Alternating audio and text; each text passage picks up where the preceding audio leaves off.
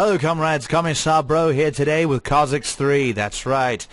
This is the quote sequel, end quote, of the old Cossacks European Wars and Cossacks 2 Napoleonic Wars that came out a long time ago. Now, there's some interesting things to note about this game. For example, I don't necessarily consider it a sequel, more like a remastered version, at least how it stands now. And I know most of you have probably already seen other people's videos about Cossacks 3, because I'm a month late in doing a video about it, but hey, fuck it, I'm going to do a video anyway. Because I used to play the Cossacks games a lot when I was a kid, specifically the first one, not so much Cossacks 2, because I'm going to be honest, I don't exactly, I never really understood it. I didn't get Cossacks 2. It was hard. But anyway, so Cossacks 3 is essentially, like I said, it's the sequel to the first two games. It's pretty much a remake of the first game, brand new graphics with some additional DLCs that are being planned. That have pretty much, they'll be coming out over the next couple of months according to GSC Game World, which should be pretty awesome. Supposedly one of the free DLCs is going to add 8 new playable nations, which should be pretty cool. Hopefully they actually add nations that weren't in the original game. That's kind of what I'm hoping for. To me, it actually seems like they're going to be going with the model that Age of Empires 2 HD Edition has gone with, where they've actually made expansions with brand new factions and maps and game modes and ways to customize the gameplay and even rebalances. And truly, that's kind of what I hope they do. That seems to me like the best way to continue the series. Because after all, it's hard to justify like a $30, $40 price tag of a game that already exists, even with the very beautiful graphics. And don't get me wrong, the graphics look great. But anyway, for those of you who are not familiar with Cossacks, we're about to take a look. We're going to start going into a random map. I've always liked to play Prussia in this game. When I was a kid, I always felt like they looked like they looked like United States during the time, the Continental Army in the late 18th century is kind of what the Prussians look like to me. So I always like to play as them. Additional options: I keep balloons on. Balloons basically turns off fog of war, so you don't have to worry about that. Starting resources, we'll keep them in the thousands, so on. Everything else I'm pretty much good with. I'm not overly particular, but let's give ourselves one more teammate. Yes, because I'm that dude. I just want to win. So let's click start. Alright, so now we're in game. So you start out with quite a couple of peasants who will proceed to basically build a town hall. We're going to build it, let's build it right here between these two trees and these rocks here. Seems like a good place. Yes, and they're going to move over there. We're going to take a couple more of them though, and we're going to start building our mill, which we're going to put right up there. We're going to take one more of these, and actually, no. We're going to wait. We'll let them finish the town hall first, which is going to build really fast, so I'm not too concerned about that taking a while. If we look at the rest of the map, we can see our allies and enemies, depending on who they are. This is Russia. If we look down here, this is Poland. We look over here, we've got Spain. And over here, we've got Austria. So all pretty much major powers. Honestly, the faction that would be arguably the weakest here would be Russia in terms of their playstyle, but they tend to have more of a horde mentality, if you know what I mean. So let's go ahead and build us a storehouse right over here. Build it next to these trees and this stone. If you look up here, you can see these are all the resources that the game has. You have wood, you have food, you have stone and gold and iron and coal. Every resource has its importance, and honestly, this game's a little bit more of a slower-paced game, unlike games of, say, StarCraft or something like that. Again, if you're not familiar, this is very much a traditional RTS. So anyway, as you can see here, we have a variety of different resources. This would be coal, this would be gold, this would be iron, and coal. So, we're going to start with gold, because gold's always difficult to get. So we're going to build a mine right on top of it. They're going to go over there and they're going to build it. We're going to build another one on the iron here. We're going to take these spare guys and we're going to build another one on the coal over there. We'll take these dudes being idle, put them on the wood, and then we'll start building more guys.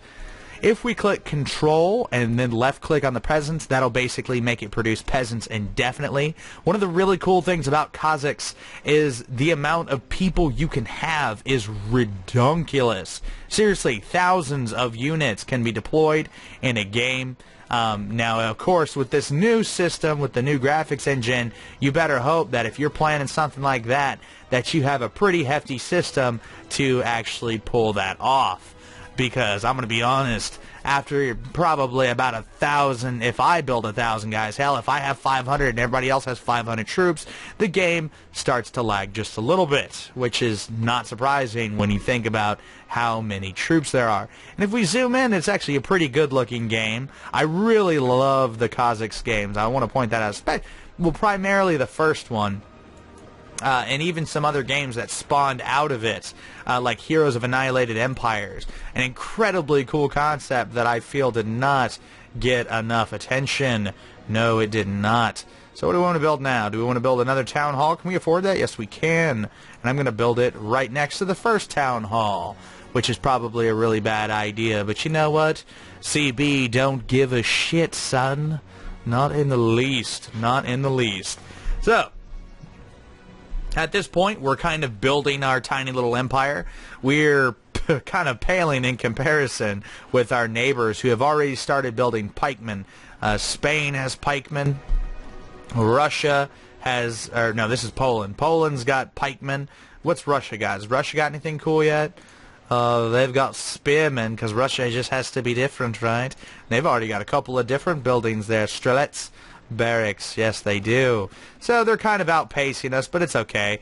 We're doing a tutorial. Plus, we built very quickly on these other resources, which generally you would probably want to wait on. I will say that I am not... I'm a turtler. Yeah, I turtle. Depending on the game, in this particular game, I turtle just because it's far more fun to me. Hence why I like to play on the continents map, so it's easier for you to kind of control who's coming near you and getting on your island, so on and so forth. That's just kind of how I roll. But anyway, so now that you kind of have a basic of how the game works, and what do we want to do? We actually want to build a barracks. So we need to build a blacksmith to do that. So we're going to click on the blacksmith, and we're going to build that. Awesome. Get me my sweet, delicious blacksmith, sir. And that town hall is taking its sweet time to get built. We have 3 dudes who are just sitting around not doing anything. Get to moving, boys. Alright, we're actually going to start producing more peasants as well. Yes. We're going to make sure that we've got that going on. So, now that you have a basic of what's going on in the game, how the game works, and so on and so forth, that can kind of allow me to go off on some tangents. For example, I think it's odd that in this particular version of the game, they haven't added in an ability to repair ships, despite the fact that Cossacks Back to War had a way to repair ships. I thought that was really weird. It would seem like some of the balances and changes that would have been made to Back to War would probably be inclusions you would want to have in this new version of Cossacks. But unfortunately, it's missing. So that's kind of interesting. And with that said, there actually seems to be a couple of features here or there in the sense of it looks like they were going for a very faithful recreation of the old Cossacks games, which isn't necessarily a bad thing, but Back to War had a lot of improvements that to me was very worthwhile. And that also brings me to another point. I'm curious as to why the decision was made to purely make a Cossacks European Wars remake rather than really expand upon it, like in the initial release. I mean, I get it, but why didn't we just call it Cossacks Remastered or something? And maybe it was a decision that was actively made with the idea that, well, Cossacks 1 was never really a very well-known game, and I figure that might be debatable. Truly, that's probably debatable. But I guess people would struggle to recognize the name unless they're like me, in which case I always played RTS games when I was a kid. So this one was one of the greats in my opinion, but yeah, who knows? So I don't know. I think that was an active decision made on behalf of the point of the developer, essentially, that we understand and acknowledge that people might not know what our game is. It's certainly not as well known as Age of Empires 2, or just even the Age of Empires series at all. So yeah, maybe that's why they decided to just name it Cossacks 3, and to show it as not a remastered, that it was going to be a brand new game, which is kind of misleading, and that's kind of my opinion on that. I think it's very misleading that they went that route. Now, I kind of knew it wasn't going to be that, just because of what I saw in the screenshots was definitely not a brand new game. I mean, I've been following this game for about a year now, a year and some change, and I can't help but have noticed that the screenshots were just showing me a game that I've already played, which isn't necessarily a bad thing, because Cossacks European Wars was great. I would have preferred to have some of the additions of Back to War on it, but I mean, I guess that is what it is.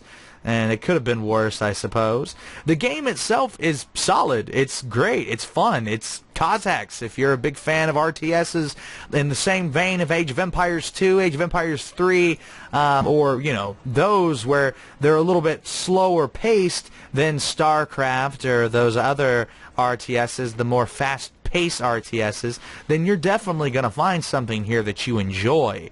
But again, I mean, that's very heavily dependent on if you're a fan of these games or not. If you're not really a fan of RTSs, then I wouldn't really recommend this one, because this one's a bit more in-depth. This one takes a bit more time to learn and understand, and how each system works and so on and so forth. And I got a really tiny island here. I'm kind of jealous of Russia there, who's got like the big spirally island going on and whatnot. Yeah, see, mine's like, I'm almost full. This is weird. But yes. So yeah, if you're a fan of games like Rise of Nations, Age of Empires, Empire Earth, anything like that, you're going to find this to be quite exciting and fun. Because it is. Again, I can't help but wonder what the new playable factions they're going to add in are going to be. I hope it's actually substantial, because that's one thing I will say about Cossacks, is it may look, for the most part, that, you know, aside from some different buildings, a couple of units that may look different, it may look like the factions are all the same, but they're actually pretty different in terms of passive abilities and whatnot, and a lot of times you won't really figure out what's the difference between all the factions until you play the game. So it's a very interesting little experience that you're going to have to learn if you want to get good at the game. And I will say, as far as strategy games go, if this one's pretty tough, or it can be anyway. It's got a pretty good learning curve that you're going to have to be willing to sit down and kind of finagle with here or there if you're going to figure out how all of its systems work and so on and so forth. So, final opinion. What do I think of Cossacks 3?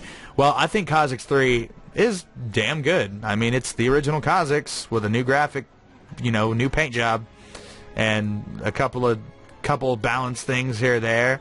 Again, as I've mentioned, I would have preferred an actual sequel, or at least an improvement upon the original in terms of new factions and new weapons or units or anything like that, or even just basic features like a repair button for ships, because not having a repair button for ships is a total pain in the ass. Like, there's literally no other way of putting that. That was kind of an oversight that bothers me. Like, how could you have missed that? That was a huge problem in European Wars, one that they fixed in Back to War.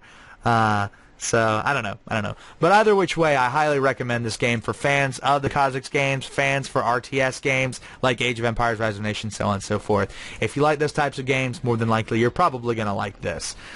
So yeah, anyway, this has been CB. Thanks so much for watching, guys. I hope you've enjoyed this video. I hope it's at least been mildly informative. I tend to go on tangents and rant about random things and get off topic quite often, but I hope this was still good enough for you to make a decision on whether this this game's worth buying or not. If you need other tips or tricks on how to play Cossacks, or you want a more in-depth tutorial of how the game works, I could see myself probably doing that one day, going full-blown on into it and giving more details on how the game works. That's definitely not an impossibility. Again, I do love these games, so I wouldn't be surprised if one day I was just like, oh, fuck it, let's do a couple videos about it. So, yes. But anyway, this has been CB, and I'll see you next time.